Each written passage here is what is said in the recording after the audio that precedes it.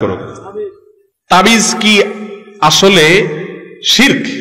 হ্যাঁ, সন্দেহ হয় নাকি? মান আল্লাকা তামিমাতান ফাকাদ আশরাকা, নবী করিম সাল্লাল্লাহু আলাইহি ওয়াসাল্লাম বলেছেন যে ব্যক্তি তামিমা ঝুলাইলো সে শিরক করলো। তবে ইমাম ইবনে তাইমিয়া রাহিমাহুল্লাহর মতে কোরআনে কারীমের আয়াত বা হাদিসে বর্ণিত কোনো দোয়া লিখে ঝুলাইলে সেটা শিরক হবে না। আগের যুগের প্রতিমাদের নামটাম লিখে ঝুলাইতো সেগুলোকে শিরক বলেছেন। এটা ইমাম ইবনে তাইমিয়া রাহমাতুল্লাহির মত, আমার মত। অনেক ওলামাদের মতে কোরআন হাদিসের আয়াত দিয়া লিখলে জায়েজ আছে। কিন্তু তাবিজের মধ্যে বেশিরভাগ তাবিজ যারা দেয় দেখবেন ফেরাউন, কারুন, নমরুদ, হামান, শয়তান এসব লেখে। ইয়া জিব্রাইল, ইয়া মিকাইল, এগুলো যে হারাম এ ব্যাপারে কোনো সন্দেহ নাই।